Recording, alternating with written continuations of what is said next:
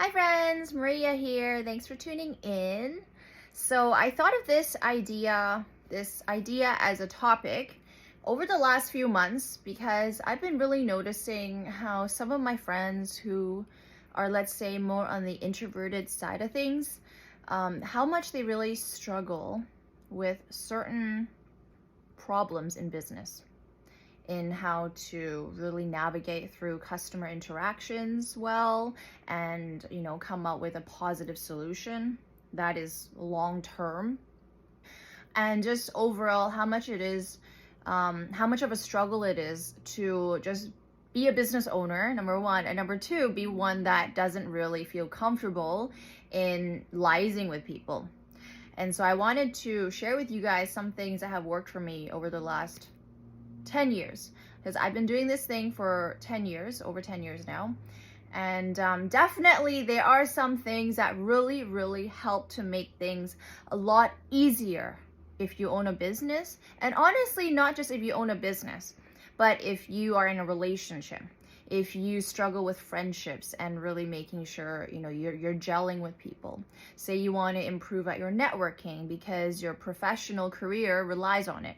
There's so many things that require us to communicate well and to present ourselves well. And so I wanted to share some of these with you today. Okay, first of all, it's a mindset thing.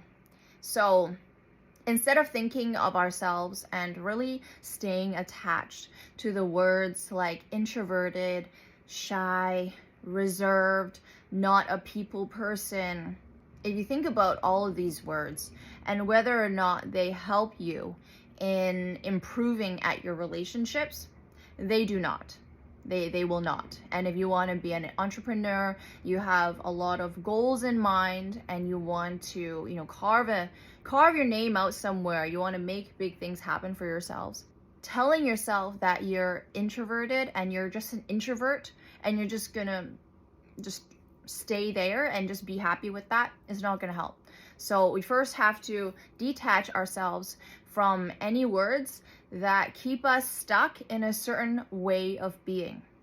So this is what I did when I was 18, 19, 20. I knew that I was very shy. I could barely talk to people in my classes, like in high school and especially in elementary school. And I was very nervous, right? And self-conscious, like so many teens are. And I thought to myself, my goodness, I cannot stay like this. Like if I want to make myself into anybody, I have to get outside of my own way. And so I deliberately got a job as a server because I wanted to be forced into situations where I would have to talk to anybody, right? No matter what age they're at, no matter how the situation is. And so that decision helped me so much because it forced me to come out of my shell. And it was because I told myself that I'm not introverted. I'm so extroverted. I'm so friendly. I'm so sociable. I can get along with anybody. So first of all, you have to look at yourself and tell yourself you are the things you want yourself to be, and not only want yourself to be, that you need yourself to be. Because if you want to succeed at business at all, you can't be shy. How are you going to negotiate anything if you're shy? If you can't stand up for yourself? If you can't communicate clearly what you want? If you can't operate with confidence, right? Like it's just common sense. And so you have to tell yourself, one, okay, let's nix that introverted word. Let's nix all the shy word, all that stuff, all those adjectives that maybe you feel describe yourself. They no longer describe you because you can literally create yourself into a version, a person that is a lot more, let's say, aligned with success in business. Number two is super easy. This is so easy and so basic and so simple that people forget about it. And that is to smile, to truly smile and to put a nice, pleasant face on, right? People joke about how they have a resting bitch face and all this stuff, and they think like, oh, it's just funny, or maybe it's empowering.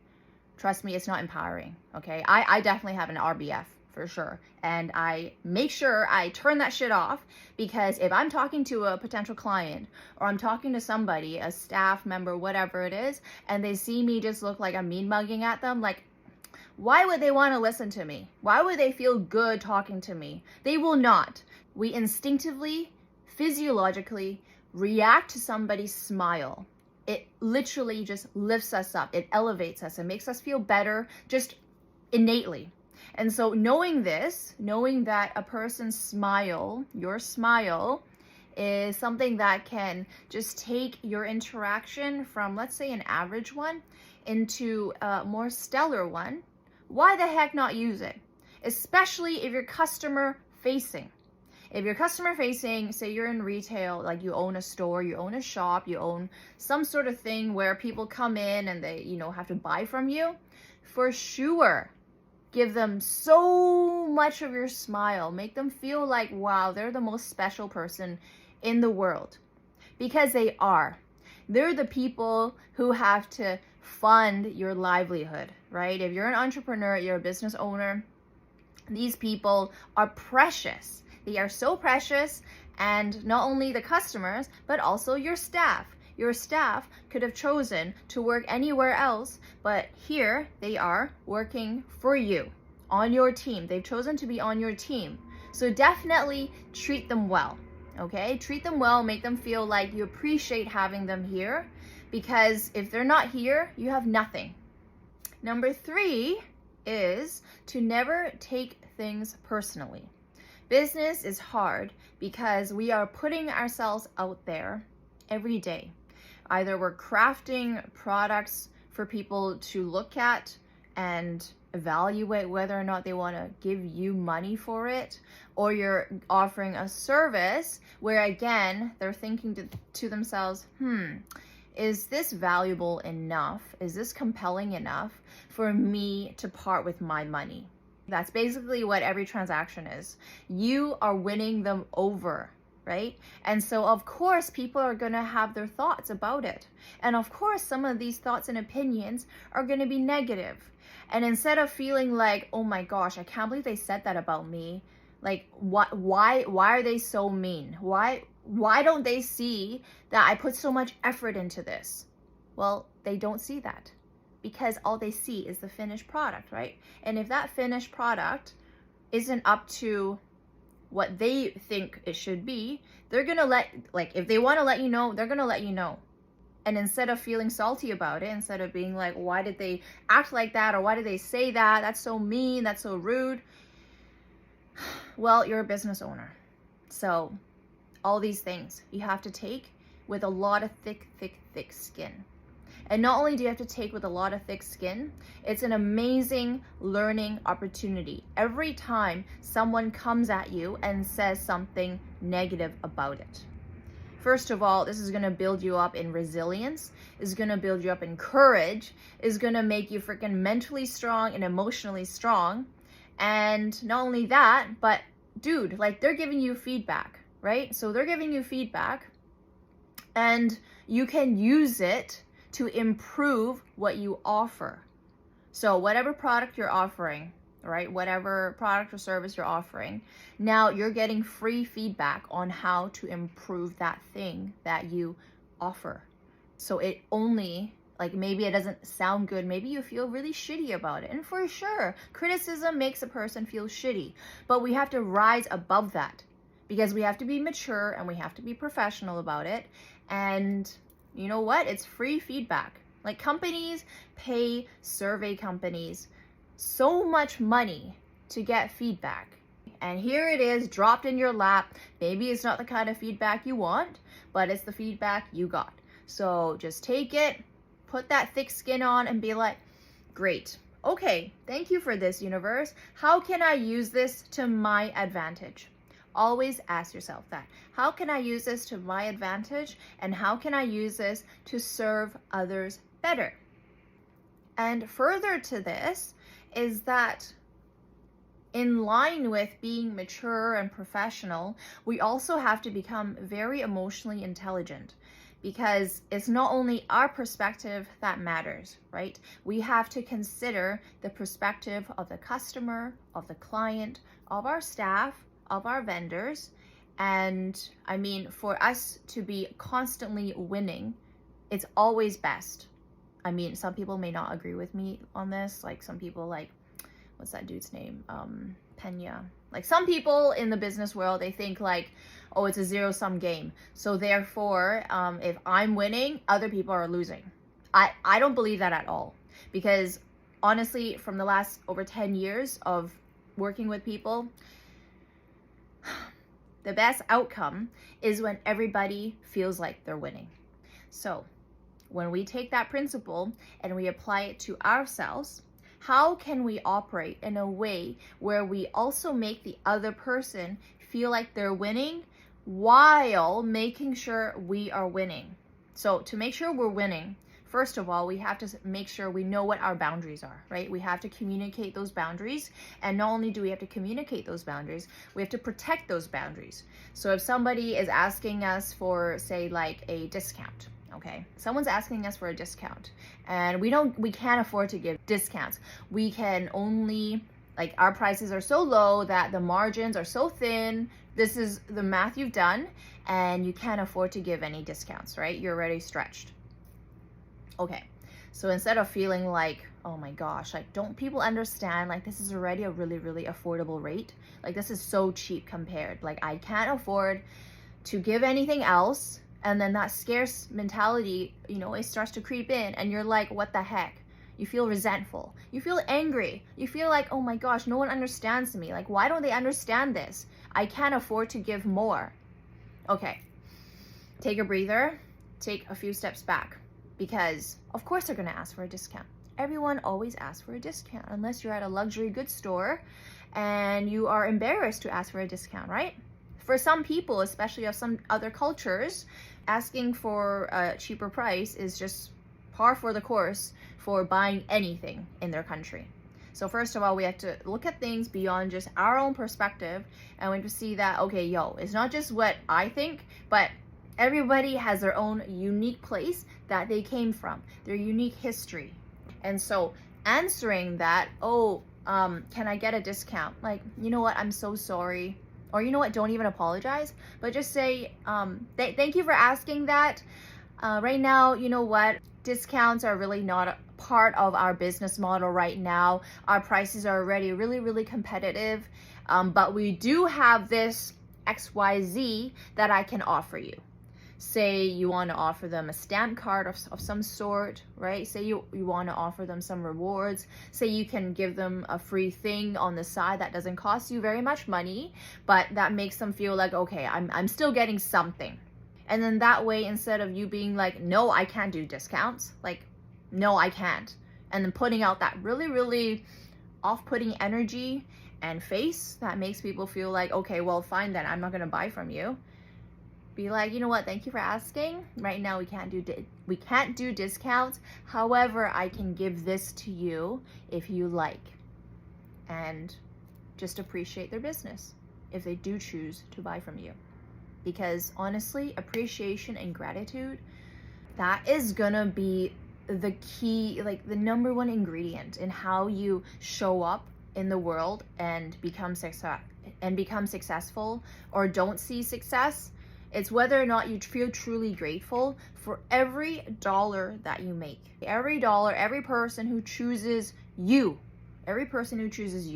Okay? So that's, I mean, all these things are such mindset things, but trust me, like, it's so key, because if I'm telling you all these superficial things, like, you know, of course smiling and whatnot, but we don't address the underlying philosophy with which you see what you're doing. If you're running a business, you don't understand, if you don't see that truly your customers are your lifeblood. They are the people, they are the most important people to you if you're a business owner, and you don't treat them as such, you're just not gonna succeed. It's gonna be super, super, super hard for you. And next is definitely, and everybody says this, so I have to say it because it's super important, is to communicate well. And if you don't know how to communicate effectively and well, then definitely learn. Okay, and here's some key things that I've noticed really works for me is to listen, to definitely listen, and to show you're listening. Every time a customer or a client or an employee talks to you and you're not listening to them, oh my goodness, that's so rude. That is not only rude, but you're shooting yourself in the foot, because you're trying to keep this relationship nice and healthy and strong and friendly. And if you're not even showing you're listening to them, they're gonna feel disrespected. So first of all, make sure you're listening to them, and not only listening to them, but listening to them with a pleasant face, like, I understand. Thank you for sharing that with me. That makes a huge difference. Put out that positive countenance. Countenance, it's an old word. And then they'll immediately feel like, okay, I'm getting what I need to get out. That's number one. Number two is to paraphrase to them what they've said. So they really feel like, okay, this person understands. This person is truly caring about me. So it sounds like I'm hearing, this is why da da da da da da da. It sounds like you're saying da da da da da da da. So that's number two. Number three is to look for a way to resolve this problem or issue that makes them happy without making you feel resentful or mad or like you're being taken advantage of. So communicating with them like I said earlier, really knowing what your boundaries are. If you're not comfortable with say an employee asking for 3 consecutive days off, let them know, hey, look, this is against our company policy. This is something that I can't give to you right now. I hope you understand that, we need all hands on deck, and you're a valuable part of my team, and I really appreciate you, and that's why I need you to work at least on this day. Okay, you're valuable and I appreciate your skills, and I want you to keep developing with us. Look for a way to make them feel like, look, they're getting something out of this. It's not like you're just asking them for all these things and they're the ones giving, because that's always the primordial employer and employee battle, right? The employee always feels like they're giving and giving and giving. They're never appreciated and they're never respected. They're always paid less than they want, right? And the employer always feels like, oh my God, these employees are so lazy. I have to squeeze them. I have to make sure I wring every little bit of work from them. Like that's so awful. And we have to replace that. We have to make sure we develop a dynamic between the two with our employees that is, one, a lot more empathetic, compassionate, understanding, reasonable, and selfless for both parties. So a lot more respectful of the other person while making sure your own needs are met. Does that make sense? And lastly, okay, this video is really long. It's a lot longer than I expected. Lastly, as somebody who may be a little more shy and a little more introverted and all this stuff, just know that you are doing awesome. Okay, you're doing awesome. You're doing something that is super duper hard. Okay, running a business, just starting anything for yourself, by yourself, is so hard. And you just have to keep telling yourself, you know what, I'm doing great. I'm doing great. And be your best cheerleader. I used to do that for years because sometimes it was so hard. I was like, how am I gonna pay all my bills? It's very hard. And when it comes to times like that, of course, it's great if our partners and our friends can be the ones to, fill our cup up like that. But sometimes all we got is us, right? And if the person we got, us, me right now, if that person is saying crappy things to myself and making me feel like shit, then what the heck? Of course, I'm weakened already from the inside out. You have to become that person to yourself that is that best friend who tells you that, look, you got this. You're doing freaking amazing. And I'm telling you this right now, if you're listening to this and maybe you've been struggling with your self-talk, maybe you talk very negative to yourself and you're you feel hopeless, you feel scared, you feel uncertain. Well, I am a huge proponent and practitioner of faking it till you make it. Using the words and the thoughts that you want to be your reality, and just keep replacing all that negative, pessimistic bullshit stuff with positive replacements, okay? They're positive counterparts. And trust me, like from the time when I was in my early 20s, I've been doing this and I'm now 38. So it has worked on so many occasions, like so many times in so many different ways. Like truly, the words we use, not only the words we use out to people, but also the words we use to ourselves in our own heads, those are incredibly powerful. I can't stress this enough. If there's anything that you picked up from this video today, it is to examine yourself and develop the awareness to replace all the things you say to yourself that are disempowering, and to replace them, remove those, and then to replace them with the more positive counterparts. So if you feel like, oh my God, business is so hard, okay, let's not say that. Business is easy. You have so much money coming to you. You have so many prospects. You have so many customers coming to you.